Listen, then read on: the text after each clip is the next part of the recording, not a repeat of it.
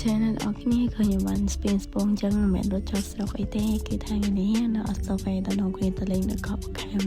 ហើយផ្លូវទៅលេងកោះបខាំទាំងអស់គ្នាក៏មានអីញ៉ៃទេគឺជាតែត្រង់ហួសស្ពានទៅមេទៅត្រង់រហូតទៅគឺដល់ហើយនេះធ្វើការអេនអនថតទៅអ្នកពូដល់ជីមិនអរភូមិនេះឃើញអាបងនោះកាន់មួយឡើងទៅនោះជិះដេញតាមគាត់លេងហើយនៅតាមផ្លូវក៏ឆ្លៀតថតទេសភាពតាមដងផ្លូវផងដែរឥឡូវយើងជិះមកដល់ភូមិបខាំហើយយើងធ្វើការជិះហួសភូមិបខាំបន្តិចទៅយើងទៅដល់កោះបខាំវិញដល់គ្នានេះផ្លាកដែលគេដាក់ថាកោះបខាំ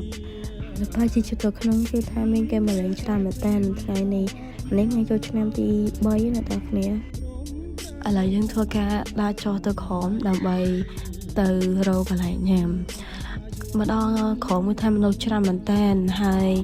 មកដល់ក្រោមទេសភាពស្អាតហើយត្រជាក់មែនតើអ្នកទាំងអស់គ្នាមកដល់នេះអូននេះសូមផានប្រសើរទៅខ្ញុំថាអត់តលេងទេថតលេងទៅអូននឹងដាក់យកអូននេះរកគុំមកប្រសើរតមកបានសុំបាច់វិញគឺថាអូនសុបាយមែនតើចូលឆ្នាំមកដល់ក្រោមនេះគឺថាទេសភាពស្អាតហើយត្រជាក់មែនតើចូលមកដល់អត់មានក្តៅអីបន្តិចទេអ្នកគ្នាឥឡូវយើងធ្វើការដើររកកន្លែងក្រាលកាទេសម្រាប់អង្គុយញ៉ាំអីសិនហើយបន្ទាប់ពីរកបានហើយយើងក៏មករកអូសដើម្បីតបបង្កាត់ភ្លើងបន្ទាប់ពីរកអូសបានហើយយើងធ្វើការបង្កាត់ភ្លើងដើម្បីទុកអាំងសាច់របស់យើងភ្លើងបង្កាត់ហើយយើងក៏នាំគ្នាអាំងសាច់ដើម្បីទុកញ៉ាំហើយឥឡូវទូប្រុសសំចូលវិញម្ដងក៏ឲ្យថាបានចូលសោះអាំងសាច់ឲ្យធ្វើដូចអ្នកចាស់តែបើគ្មានចាស់អាំងសាច់អ្នកអើនេះខ្លោចផងអីផងហើយបន្ទាប់ពីសាច់យើងឆ្អិនពេលយើងក៏នាំគ្នាអង្គុយហូបហើយថ្ងៃនេះមកតែ4នាក់ទេដោយសារអ្នកផ្សេងគេលពោះអស់ហើយ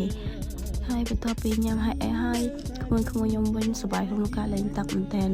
យើងក៏ធ្វើការមកលេងទឹកមុននឹងទៅវិញផងដែរហើយថ្ងៃនេះមកចូលសលេងទាំងឈឺអ្នកនរគ្នាដោយសារតែផ្ដាសាអត់ទាន់បានបើមានករណីខុសឆ្គងអីសូមអភ័យទោសផងដោយសារតែនេះជាវីដេអូដំបូងដែលធ្វើឡើងដើម្បីកម្សាន្តតែប៉ុណ្ណោះ